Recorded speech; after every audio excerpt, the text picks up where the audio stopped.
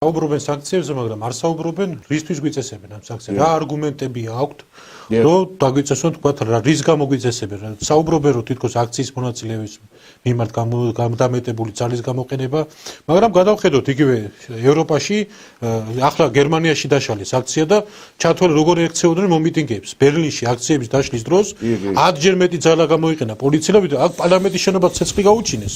1000 პიროტექნიკით 1000 დაზიანება მიაყენეს და გამოიწვიეს ყველაფერი პოლიციას კანონიერ ემოქმედა მადლობა ღმერთს რომ არავის სიცოცხლე საფრთხე არ შეექმნა და ყველა მშვიდობიანად ასე თუ ისე ჩაიარა, მაგრამ ერთი შეკითხვა დაუსვათ ამ ხალხს.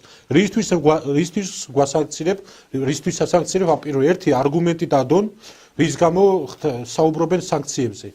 მაგრამ რეალურად ჩვენ ხო ვიცით რა არის, რომ არ მოეწონათ არჩევნების შედეგები, სურდა თავიანთი პოლიტიკური ჯგუფის მოყვანა ხელისუფლებაში და რომელიც მათ ნებისმიერ მიმართულებით რასაც ეთყოდნენ ის რომ გაეკეთებინათ. მათ შორის სხვადასხვა ავანტიურებშიც მიიღოთ მონაწილეობა.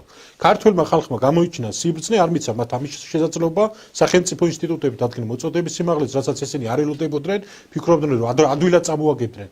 ქართველ ხალხს ადვილად დაასუსტებდნენ, შეარყევდნენ შიგნიდან სახელმწიფო ინსტიტუტებს და რა მივიღეთ, რომელიმე სახელმწიფო, რომელიმე პიროვნება გამოვიდა და რამე სახელმწიფო საწინააღმდეგო გააკეთა ერთი ვიღაცა პოლიციელი რაღაც შინოსანის გაიყვანეს ქვეყნიდან რაღაცებს ელაპარაკებდა. ჩათვალეთ რომ სახელმწიფო ჩვენ თამამად შეგვიძლია ვთქვათ რომ დღეს ჩვენ სახელმწიფო გვაქვს.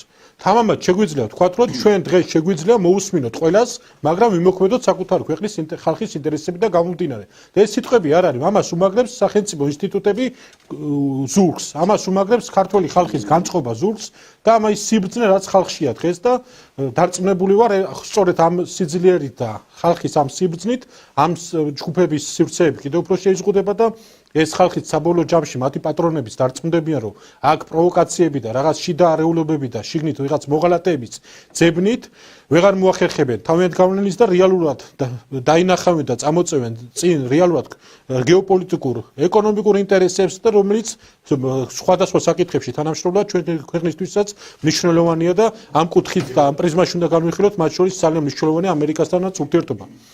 მაგრამ ის რომ რაღაც ჯგუფებმა აქ რაღაცები სივრცე ქონდეთ და თუ რაღაცა მათი გადაწყვეტილებას აღარ დამომორჩილეთ, გადატრიალება გვიწყონდა, გვაცხოვრონ მოჯადოებულ წრეზე რევოლუცია და რევოლუციებამდე სხვადასხვა აქციებიდან აქციებამდე სადაც შეჭრიდა ერთი შენობიდან მეორე შეჭრამდე ჩვენ დღეს ვადენებთ თვალს რომ სახელმწიფო შევდექით და ეს არასდროს არავის არასოდეს აღარ გამოუვა.